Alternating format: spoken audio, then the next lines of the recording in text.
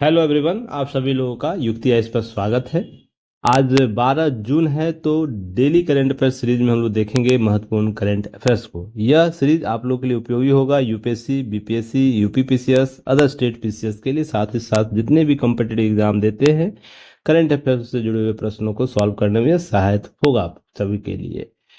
तो आगे बढ़ने से पहले देखते हैं आज का टॉपिक क्या है जिस पर हम चर्चा करेंगे। सबसे महत्वपूर्ण टॉपिक में बात करें, सामाजिक सुरक्षा देने में दूसरे पायदान पर भारत है। यानी देश के नागरिकों को सामाजिक सुरक्षा जो दी जाती है उनके सर्वांगीण विकास के लिए, उसमें दूसरे पायदान पर यह भारत आया। यह कहाँ बोला जा रहा है? यह आईएलओ के मंच पर बोला जा रहा है।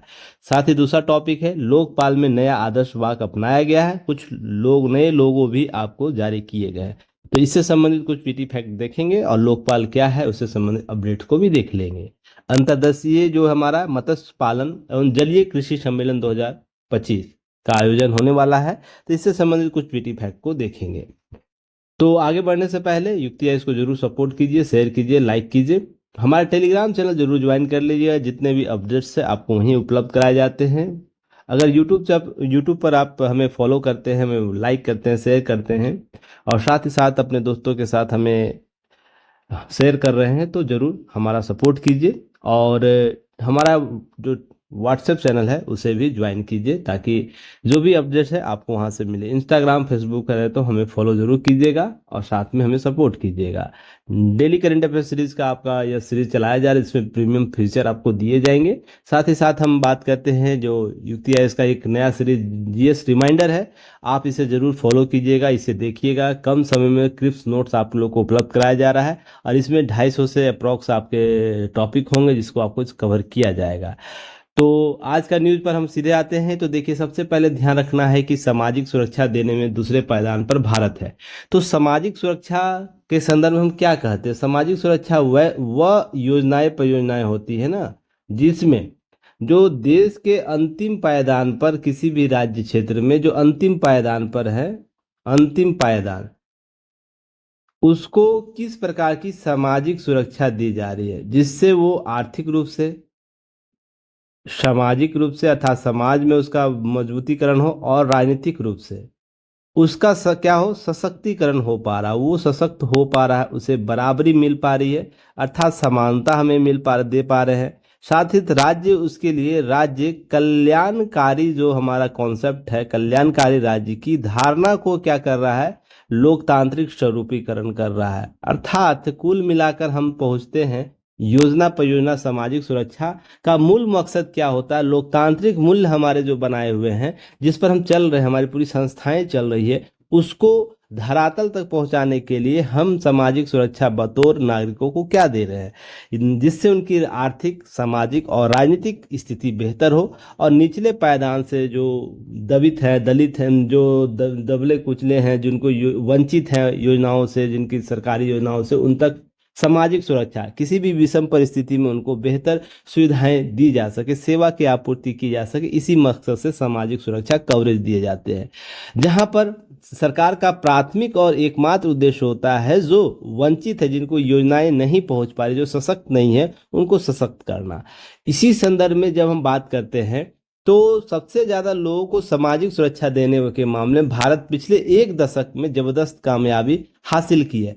अगर एक दशक की हम बात करें तो 45% की वृद्धि दर्ज की है अपने लोगों तक सामाजिक सुरक्षा को पहुंचाने में। इसमें विश्व भर में दूसरा पायदान हासिल किया है। वर्तमान में 94 करोड़ लोग सामाजिक सुरक्षा के दायरे में आ गए हैं। जो 94 करोड़, हमारा भी कल ही मैंने आप लोगों को बताया था कि 2025 के अंत तक 146 करोड़ हमारी जनसंख्या हो जाएगी, जिसमें से मान के चलिए इसी आंकड़े के आधार पर हम बात कर लेना तो 94 करोड़ लोगों को अभी तक योजनाएं, सामाजिक सुरक्षा, किसी न किसी एक सामाजिक सुरक्षा से वो क्या है, सुरक्षा का लाभ ले रहे हैं। एक से भी अधिक योजनाएं होंगी पर लेकिन ध्यान रखिए 94 करोड़ लोग ऐसे हैं जो सरकार के द्वारा चलाए गए किसी न किसी सामाजिक सुरक्षा से जुड़े हुए हैं, जिसमें औसत जनसंख्या अगर हम मान लें तो उसमें कितना 64.3% आबादी जो हमारे देश का है वो सामाजिक सुरक्षा के कवरेज में है। और यह बहुत ही महत्वपूर्ण मुद्दा है जिससे है ना राज्य का दायित्व पता चलता है, राज्य की प्रतिबद्धता पता चलता है, राज्य जिस धारणा के साथ विकसित की गई है उसकी पहुंच को स्थापित कराने में मदद करता है। अब भारत का सामाजिक सुरक्षा कवरेज 2015 में महज 19% हुआ करती थी, जो 2025 में बढ़कर 64.3% हो गई। तो आप यह समझ सकते हैं सरकार इस कार्य को लेकर कितना प्रतिबद्ध है। विकसित भारत बनाने में भारत सरकार की, वर्तमान भारत सरकार की जो महत्वाकांक्षी योजनाएं हैं, महत्वाकांक्षी लक्ष्य है, उसको पहुंचाने में यह प्राथमिक सीढ़ी के तौर पर काम करेगा, जहां पर हम सामाजिक सुरक्षा के तौर पर लोगों को 64.3% तक क्या कर रहे हैं, पूरी जनसंख्या को अपनी सामाजिक योजनाओं से उसे लवरेज कर रहे हैं। इस तरीके से दूसरे शब्दों में कहा जाए तो इसमें 45% ऐतिहासिक उछाल हुआ है। पिछले एक दशक की हम बात कर लें तो हम 2015 में बात करें तो 19%, 2019 में 24.4%, 2022 में 48.8% और 2025 में 64.3% ऐसे जनसंख्या थी हमारे देश की जो लगातार आपको क्या किया जा रहा है, उनको सामाजिक कवरेज दिया जा रहा है परियोजनाओं के साथ में, ठीक है, सामाजिक सुरक्षा दिया जा रहा है। आईएलओ का डैशबोर्ड जो बैठक हुई है, 113वां सत्र आयोजित किया गया है अंतर्राष्ट्रीय श्रम संगठन का, आईएलओ जिसे हम लोग बोलते हैं, उस संगठन के द्वारा एक डैशबोर्ड जारी किया गया है जिसमें उसने यह जानकारी दी है। तो यहाँ पर ध्यान रखिएगा, भारत अब सामाजिक सुरक्षा वैश्विक स्तर पर दूसरे पायदान पर बात कर रहा है। भारत में सामाजिक सुरक्षा आने वाली संख्या तेजी से बढ़ रही है। आईएलओ के महानिदेशक गिलबर्ट एफ हुडुम्बो ने, ध्यान रखिएगा, जो भारत सरकार की वर्तमान सरकार उसके नेतृत्व में चलाई जा रही गरीबों और मजदूर वर्गों के लिए जो भारत की जन केंद्रित कल्याणकारी नीतियों की प्रशंसा की है। तो सबसे पहले तो आपको याद रखना है आईएलओ के महानिदेशक वर्तमान में कौन है। कमेंट सेक्शन में मुझे बताइएगा जो हुगुम्बो है वो किस देश से जुड़े, किस देश के नागरिक है, आप मुझे बताइएगा नागरिक किस देश के हैं। कमेंट सेक्शन बहुत आसान है, आप लोग एक्टिव मोड में रहिए और लगातार प्रश्नों का उत्तर का है ना, प्रश्नों का उत्तर दिया कीजिए। आईएलओ के अंतर्राष्ट्रीय महासंगठन जो है 113वें सत्र में भाग लेने के लिए जनेवा में हमारे देश के जो श्रम एवं रोजगार मंत्री हैं मनसुख मंडाविया जी, उनके द्वारा यह वहाँ पर भारत का नेतृत्व किया जा रहा है। उनमें उनके द्वारा भारत के जो सामाजिक दायरे बढ़ाए जा रहे हैं, सामाजिक सुरक्षा के दायरे बढ़ाए जा रहे हैं, उसकी चर्चा की, उनका अवगत कराया गया, सरकार की प्रतिबद्धता बताई गई और एक अंत्योदय योजना, अंत्योदय संकल्प जो हमारा है ना, उसकी धारणा को बताया, जिसमें वो बोलते हैं अंतिम छोर पर खड़े व्यक्ति को सशक्त बनाना उनका लक्ष्य हमारी सरकार का, किसी को भी पीछे न छोड़ने वाले वादे को पूरा करने सरकार प्रतिबद्ध है। अर्थात सबका साथ सबका विकास जो नारा दिया गया था, उस परिकल्पना को पूरा करने के लिए सरकार प्रतिबद्ध है, ऐसी बात उनके द्वारा की जाती है। तो अंत्योदय जो लक्ष्य है उसको जरूर आप लोग याद रखिएगा, अर्थात सरकार का अंत्योदय लक्ष्य क्या है, कहां तक पहुंच स्थापित करना चाहता है, इस तरीके से ध्यान रखिएगा। अंतर्राष्ट्रीय श्रम संगठन की बात करें, उसका 113वां सत्र जो आयोजित किया जा रहा है वो कहां आयोजित किया जा रहा है, तो 2 से 13 जून तक 2025 तक, ध्यान रखिएगा,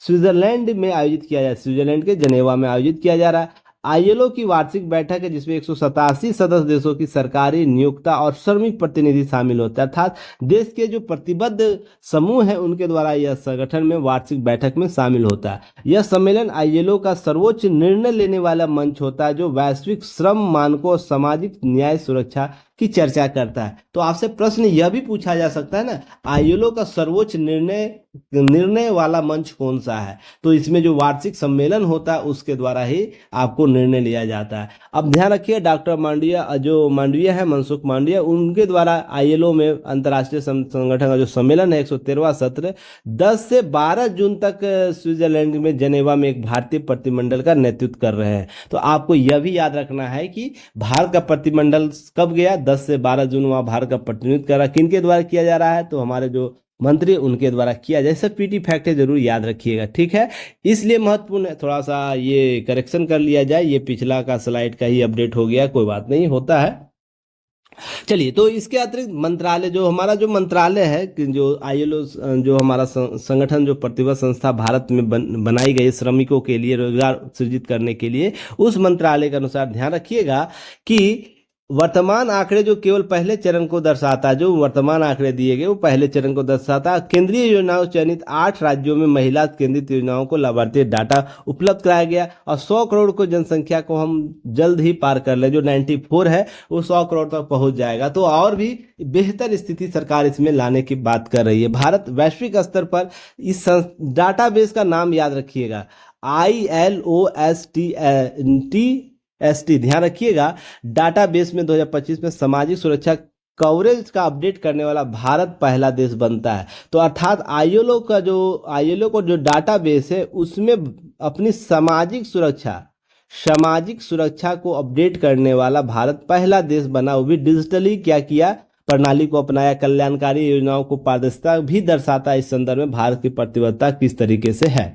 अब इसके तरीके से आईएलओ STAT डाटाबेस क्या है इसे भी जान लीजिए। आईएलओ स्टैटिक्स डाटाबेस इसे बोलते हम लोग हैं। आईएलओ संगठन है, अंतर्राष्ट्रीय श्रम संगठन, उसका स्टैटिक्स डाटाबेस इसे कहते हैं। संस्था इंटरनेशनल लेबर ऑर्गेनाइजेशन के अधीन यह काम करता है। उद्देश्य क्या है, वैश्विक, क्षेत्रीय और राष्ट्रीय स्तर पर श्रम बाजारों में और सामाजिक आर्थिक संकेतकों का संग्रह करना, विश्लेषण करना, प्रकाशन करना। डेटा का प्रकार ये कैसे संग्रह करता है, रोजगार, बेरोजगारी से श्रम बल, भागीदारी दर, मजदूरी, कार्य करने की स्थिति, बाल श्रम, लिंग आधारित श्रम आंकड़े यह इकट्ठा करता है और जारी करता है और वैश्विक नेतृत्व को इससे संबंधित अवगत कराता है। कवरेज है देखिए 230 से अधिक देशों और क्षेत्रों को, अर्थात जो आईएलओ का 187 देश संगठन है वो, और प्लस जो हमारे इसके अतिरिक्त जो बहुत सी संस्थाएं काम करती है उनको भी इसमें कवरेज किया जाता है। ध्यान रखिएगा, स्रोत क्या होते हैं, सदस्य देशों के आधिकारिक सांख्यिकी एजेंसियां, श्रम मंत्रालय और राष्ट्रीय सर्वेक्षणों से प्राप्त आंकड़ों के आधार पर आईएलओ है ना, आईएलओ सेट ध्यान रखें डाटाबेस तैयार करता है। तो यह ऑथेंटिक डाटा देशों का होता है जो उसकी सरकार के द्वारा रिलीज किया, सभी देशों की सरकार के द्वारा उसके सांख्यिकी आंकड़े अपने उनके एजेंसियों के द्वारा जारी किए जाते हैं। उपयोग कौन करता है, नीति निर्माता, जो देश विदेश के नीति निर्माता है उनके द्वारा यह किया जाता है। एनजीओ के द्वारा किया जाता है। शोधकर्ता है अर्थात जो पीएचडी कर रहे हैं उनके द्वारा भी इसे क्या किया जाता है, रिसर्च के तौर पर इसे शामिल करते हैं इनके डाटा का। फिर शोधकर्ता, पत्रकार, अंतर्राष्ट्रीय एजेंसियां, छात्र सभी इसका क्या करते हैं, शोध के माध्यम से इसका क्या करते हैं, उपयोग करते हैं अपने अपने क्षेत्र के आधार पर। इस तरीके से आपसे प्रश्न पूछा जा सकता है। आईएलओ सेट क्या है, उपलब्ध कुछ प्रमुख संकेतक है जो आपको क्या करता है, जैसे लेबर फोर्स एप्लीकेशन रेट आपको जारी करता है, एम्प्लॉयमेंट टू पॉपुलेशन रेशियो आपको इससे संबंधित संकेतक के तौर पर शामिल करता है, अनएम्प्लॉयड रेट आपको जारी करेगा, वेज एंड अर्निंग, जो ऑक्यूपेशन स्ट्रेटजी, इस प्रकार से बहुत से आपको संकेतक शामिल करेगा इस डाटाबेस को तैयार करने में। जिसमें नीट की बात है, यूथ नीट की बात है, नोट और एम्प्लॉयमेंट, एजुकेशन और ट्रेनिंग की बात यह करता है।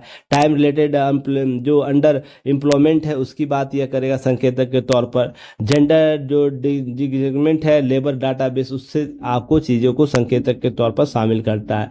आईएलओ से प्रमुख डाटा पोर्टल क्या है, तो ये भी आपको ध्यान रहे। यह टिकाऊ विकास लक्ष्य जो हमारा है SDG गोल, उसकी निगरानी में उपयोगी है, खासकर SDG 8 जिसमें हम डिसेंट वर्क और इकोनॉमिक्स ग्रोथ की बात करते हैं ना, उसके लिए प्रतिबद्ध रूप से डाटा मुहैया भी कराता है। इससे विभिन्न देशों की सरकारें, एजेंसियां इससे क्या होती है, SDG 8 को धरातल पर उतारने के लिए इसके डाटाबेस का उपयोग करती है। तो बहुत ही महत्वपूर्ण डाटाबेस है, तो इसे अच्छे से आप लोग कवर करने का प्रयास कीजिएगा। इससे एक संबंधित प्रश्न है जिसे आप लोग देखिएगा, अंतर्राष्ट्रीय श्रम संगठन जो हमारा है, अंतर्राष्ट्रीय श्रम सम्मेलन ILC का 113वां सत्र किस तारीख को आयोजित किया जा रहा है, किस तारीख से या कब आयोजित किया गया, ये भी आपसे प्रश्न पूछा जा सकता है। 1 से 10 मई 2025, 15 से 27 जून 2025, 2 से 13 जून 2025 और 10 से 20 जुलाई 2025। तो आपको कमेंट में अपने उत्तर को लिख के भेज देना है, कमेंट सेक्शन में कमेंट कर दीजिएगा। 1 का क्या होगा, A होगा, B होगा, C होगा या D होगा। चलिए दूसरे प्रश्न पर आते हैं। अंतर्राष्ट्रीय श्रम संगठन ILO के सर्वोच्च निर्णय लेने वाला मंच कौन सा है, अंतर्राष्ट्रीय श्रम ब्यूरो, श्रम विशेषज्ञ समिति, अंतर्राष्ट्रीय श्रम सम्मेलन ILC या ILO निदेशक मंडल। तो ये कमेंट सेक्शन में बताइएगा। अभी मैंने ही चर्चा किया इसमें कौन सर्वोच्च संस्था है, तो आप इसे जरूर आप उत्तर में कमेंट सेक्शन में उत्तर अपना दीजिएगा। उसके बाद नेक्स्ट टॉपिक पर आते हैं जिसमें लोकपाल का नया आदर्श वाक्य अपनाया गया है। तो देखिए लोगो भी साथ में जारी किया गया। नागरिक सशक्तिकरण, भ्रष्टाचार उजारीकरण है वो अपनाया गया है। एम्पावर्ड सिटीजन, एक्सपोज करप्शन, यह थीम दिया गया है जिसके आधार पर लोकपाल का आदर्श वाक्य और लोगो जारी किया गया। तो यह लोकपाल के पूर्ण पीठ ने पुराने आदर्श वाक्य के स्थान पर नया आदर्श वाक्य अपनाया है। तो इसे आप लोग जरूर यहाँ से आपको इसको स्टार श्रेणी में रखिएगा। यहाँ से प्रश्न पूछे जा सकते हैं PT फैक्ट के तौर पर। लोकपाल लोकायुक्त अधिनियम 2013 की बात कर ले तो ध्यान रखिएगा, यह लोकपाल जो अधिनियम है आपको यह ध्यान रखना है कि इसमें जो यह अधिनियम मंच के एक लोकपाल और राज्य के लिए लोकायुक्त पद का सृजन का प्रावधान करता है और कुछ लोक पदाधिकारियों के खिलाफ भ्रष्टाचार संबंधित शिकायतों के निवारण के लिए किया जा सकेगा। इसके माध्यम से इस अधिनियम के माध्यम से वर्ष 2016 में संशोधन किया गया पुनः इसमें, और इस संशोधन द्वारा लोकसभा में एक मान्यता प्राप्त विपक्षी दल के नेता के न होने पर लोकसभा के एक एकल सबसे बड़े विपक्षी दल के नेता को लोकपाल चयन समिति के सदस्य के तौर पर शामिल किया गया। उनको शामिल करते हुए इस संशोधन में धारा 444 याद रखिएगा संशोधित किया गया था, जो धारा लोक सेवक द्वारा संपत्ति और देनदारियों के विवरण प्रस्तुत करने से संबंधित है। इसी तरीके से आपको एक फैक्ट और याद रखना करंट का, अभी हाल ही में 16 जनवरी को लोकपाल ने अपना पहला स्थापना दिवस मनाया। यह भी प्रश्न आपसे यहाँ से पूछा जा सकता है, पहला स्थापना दिवस कब मनाया? तो 16 जनवरी 2025 को, क्योंकि इसी दिन इसकी स्थापना की गई थी। अपना पहला स्थापना दिवस मनाया। लोकपाल और लोकायुक्त अधिनियम 2013 द्वारा 16 जनवरी 2014 की इसकी स्थापना 11वीं वर्षगांठ थी, पर यह पहला स्थापना दिवस मनाता है इस वर्ष। तो आपसे प्रश्न पूछ सकता है इस वर्ष कौन सी वर्षगांठ थी? तो 11वीं थी, पर पहला स्थापना दिवस यह मना रहा है इस वर्ष 2025 में 16 आपको जनवरी, क्योंकि अब से हो सकता है हर वर्ष यह मनाया जाए, तो आपको याद रखना है। अब ध्यान रखिएगा स्थापना के लोकपाल आधिकारिक रूप से गठन 16 जनवरी 2015 किया, जिसके प्रथम अध्यक्ष न्यायमूर्ति पिनाकी चंद्र घोष 2019 में नियुक्त किए गए थे। वर्तमान में लोकपाल अध्यक्ष कौन है? न्यायमूर्ति अजय मनिकरवा खानीविलकर। तो यह फैक्ट याद रखिएगा, यहाँ से प्रश्न पूछे जा सकते हैं। इस प्रकार के प्रश्न है वर्तमान 2025 में लोकपाल के अध्यक्ष कौन है, तो आपको उत्तर देना है न्यायमूर्ति DY चंद्रचूड़, न्यायमूर्ति अजय मालुकर खानकर, और फिर न्यायमूर्ति P चंद्र घोष और न्यायमूर्ति संजय किशन कौल। तो यह कमेंट सेक्शन में ये उत्तर आप लोग देने का प्रयास कीजिएगा। नेक्स्ट प्रश्न है लोकपाल और लोकायुक्त अधिनियम 2013 के अंतर्गत भारत में लोकपाल की स्थापना कब हुई थी? या तो इसी को कह सकता है कि प्रथम स्थापना दिवस कब मनाया गया, इस वर्ष कौन सी इसकी वर्षगांठ है। तो आपको इस प्रकार के भी प्रश्न पूछे जा सकते हैं। तो option A B C D आप लोग उत्तर देने का प्रयास कीजिएगा। क्लियर है? कमेंट सेक्शन में उत्तर दीजिए। पांचवा है लोकपाल और लोकायुक्त अधिनियम 2013 किस उद्देश्य से पारित किया गया था? पहला है सूचना के अधिकारों को बढ़ावा देने के लिए, न्यायिकों को सामाजिक सुरक्षा प्रदान करने के लिए, सार्वजनिक पदाधिकारियों के विरुद्ध भ्रष्टाचार की शिकायतों की जांच हेतु एक स्वतंत्र संस्था की स्थापना के लिए, और ऑप्शन डी न्यायपालिका में सुधार हेतु। तो कमेंट सेक्शन में इसका उत्तर जरूर दीजिएगा, मैं वेट करूंगा आपके उत्तर का। नेक्स्ट है टॉपिक अंतर्देशीय मत्स्य पालन और जलीय कृषि सम्मेलन 2025।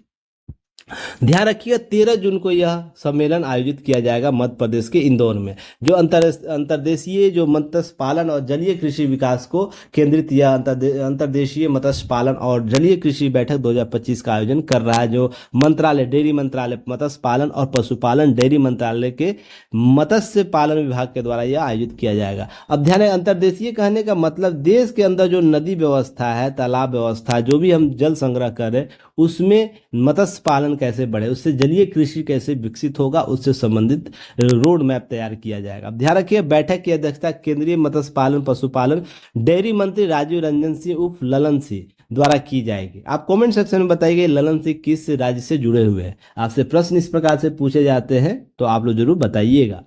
नेक्स्ट आपको ध्यान रखना है योजनाएं क्या है जिस पर सरकार काम करेगी। तो इस अवसर पर केंद्रीय मंत्री राजीव रंजन सिंह प्रधानमंत्री मत्स्य संपदा योजना के तहत 52 करोड़ रुपए कुल परिव्यय के साथ 7 अंतर्देशीय राज्यों और केंद्र शासित प्रदेशों के लिए प्रमुख मत्स्य पालन परियोजनाओं का उद्घाटन और आधारशिला रखेंगे।